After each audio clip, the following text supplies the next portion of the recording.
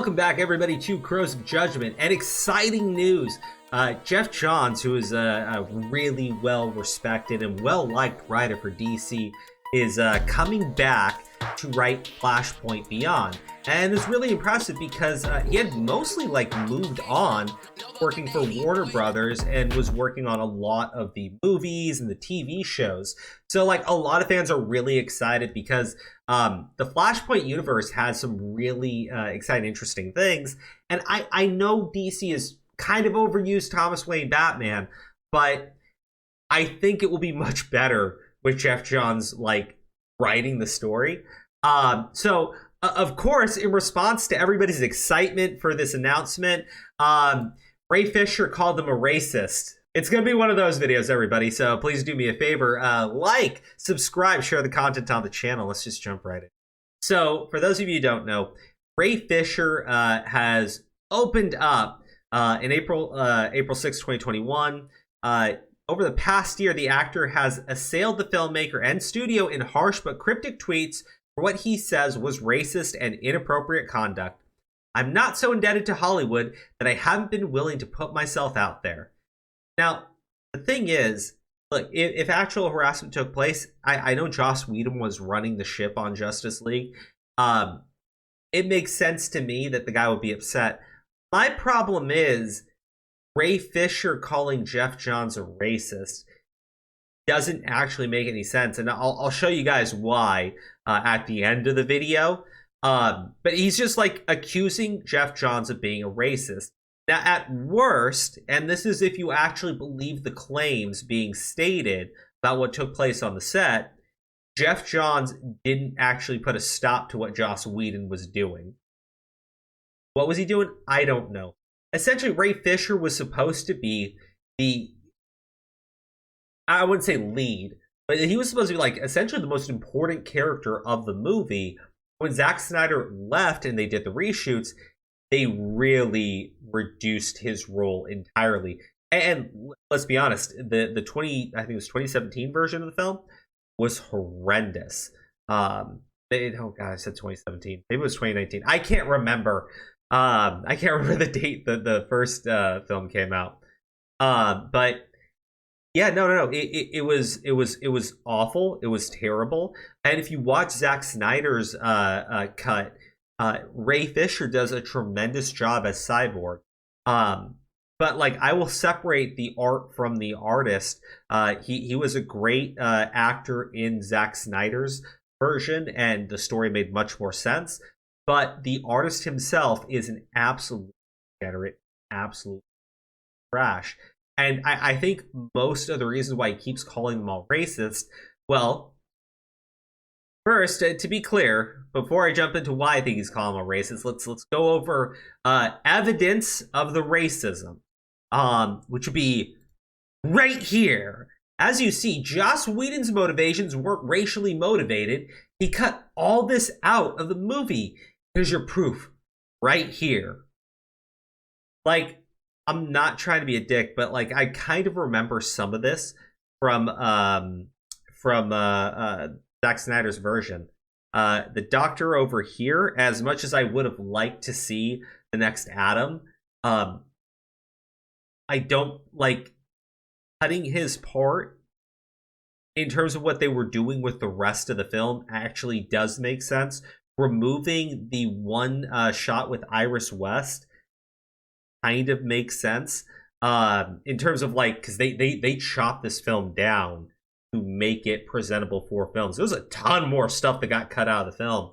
I don't even remember this part, and the stuff with Ray Fisher's character had been cut out, and it sounds like Ray Fisher may have been in reach for that, not because because he's a bit of a diva. You can see here his scene with his mother got cut, and that makes sense. These three, it actually does make sense. This one I can't even remember, because remember, Zack Snyder's Justice League is 4 hours long. The idea that they weren't gonna cut stuff is ridiculous. Oh, but look, they kept these people. They didn't keep these people. I think this is the family that they save in the film is because Joss Whedon felt that they needed to save somebody, and the film was taking place in fucking Europe. There wasn't gonna be a black. I'm sorry, but I would actually question there was like a black family, because I think they were in like fucking Russia or something.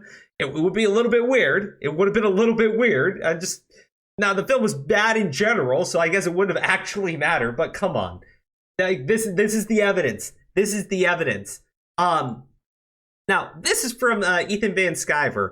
What makes a little bit more sense, that Jeff Johns is just like an avid racist and just hates black people, or Ray Fisher, as was accused by Warner Brothers,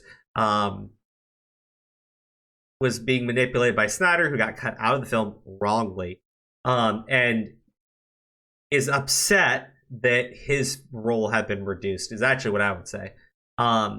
Because like his role had been completely cut from that film.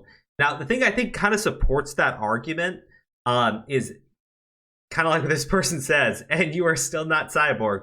We all know Jeff ain't racist. You were trying to play a big boy in Hollywood when you just a cub. The only people listening to you are make-believe APs. Go the fuck home, Ray Fisher. Well, as you can see right over here, Ray Fisher has not actually had really any real work. I mean, I like True Detective, don't get me wrong, but you know, he was in Batman v Superman, Justice League. After Justice League, it's been nothing. Oh, Justice League was 2017. So after that, nothing. Just TV series. And I don't think he's a bad actor, but like, he's willing to throw around baseless claims of racism to get ahead, which is what it appears he did here. And now, I already said I'm going to address the Jeff Johns thing, why I think it's a bit ridiculous to call this man specifically a racist. So, back in April, Jeff Johns' ex-wife actually came to his defense. Now, on the whole, someone that you know coming to your defense is usually questionable, but typically your ex-wife isn't going to be a character witness on your behalf. What makes it a little bit more important is she is actually black. He was married to a black woman and is still a member of a black family, according to his ex-wife, because they are still on very good terms. So this is what I have to believe, right? That and you tell me what's more likely, right? That a man who married a black woman and is still on good terms with that black woman and is a member of a black family and has been for over 20 years is also secretly a racist and just hates black people like Ray Fisher. Or Ray Fisher, who has not had any acting roles since Justice League, is continuing to throw around baseless claims of racism because every fucking time he does it, he gets attention, he gets a headline, and then he gets probably a call from his agent. I don't know, you tell me what's more likely. Well, what's the more likely scenario here?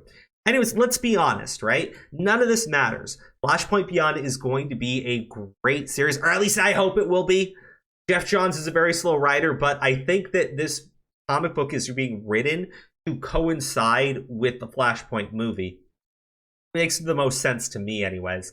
And DC did something very similar with the Suicide Squad books. They launched 2 books as soon as the Suicide Squad movie dropped. So I think that's probably another reason why Jeff Johns returned. I don't think they have any intention of getting rid of the guy. They seem to have completely dismissed these stupid fucking claims. And I really hope Jeff Johns is able to get this out in a timely manner.